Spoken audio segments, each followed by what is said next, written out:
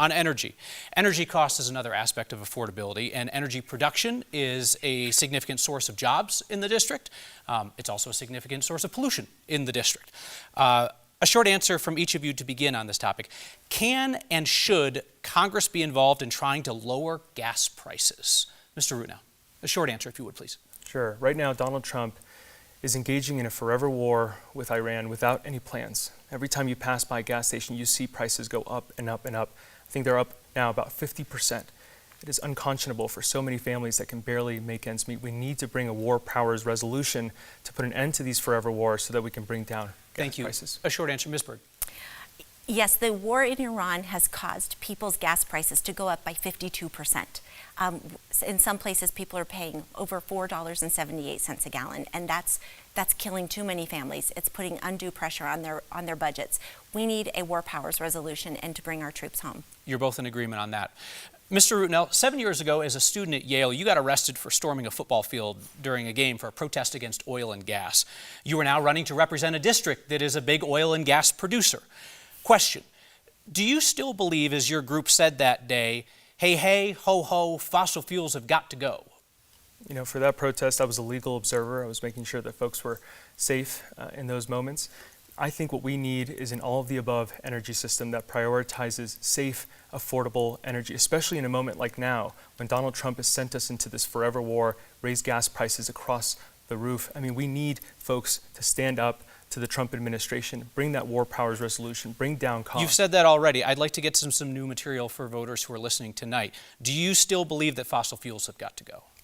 No, I think we need to make sure that we have an all-of-the-above energy system. Thank you, Mr. Rutinel. Following your arrest, you said that climate change is, quote, the biggest issue of our time. Do you still believe that? I believe that climate change is a very important issue, and I think we need to make sure that we have an energy system that is safe and affordable. Fair enough. You just used the term all-of-the-above energy policy. Ms. Bird, I've heard you use the same term. Politicians can use that term to mean anything from, I support the Green New Deal, but I don't really want to say so, to I'm owned by the oil and gas industry, but I don't really want to say so. So what does that term mean to you, all-of-above energy production? What does it mean to you? What would it mean to the district? Ms. Bird. I think it's a recognition that natural gas plays a key role in making sure people's utility bills are affordable. That along with renewables. And natural gas becomes of particular importance as we're working to scale up renewables. But make no doubt about it, people's utility bills are going up, and we need options. We need to drive affordability.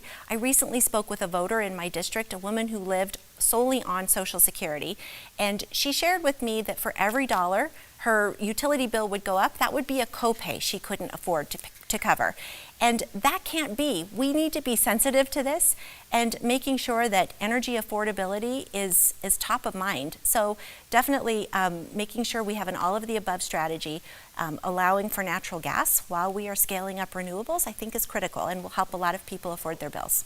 Thank you, Ms. Bird. Mr. Rutinel, what does that term mean to you, and what would it mean to your constituents in the 8th? All-of-the-above energy strategy. Sure. It means a system of energy that includes both natural gas and renewables. And I think it's important to be able to do that, to be able to keep prices low and keep the good paying jobs here in the 8th Congressional District. I'll add that, you know, I remember going to my shifts at McDonald's, and I would always turn off my car at red lights so that I can save gas money.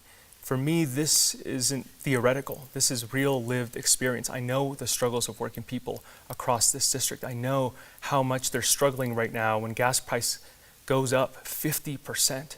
This is a really tough time for so many people across this district. We need fighters who understand their issues, their struggles, their dreams and aspirations. That's what I've always done. That's what I'll do when I'm in Congress. I appreciate you both going a little short on that when you concluded your thoughts. It gives us more time to talk about other things.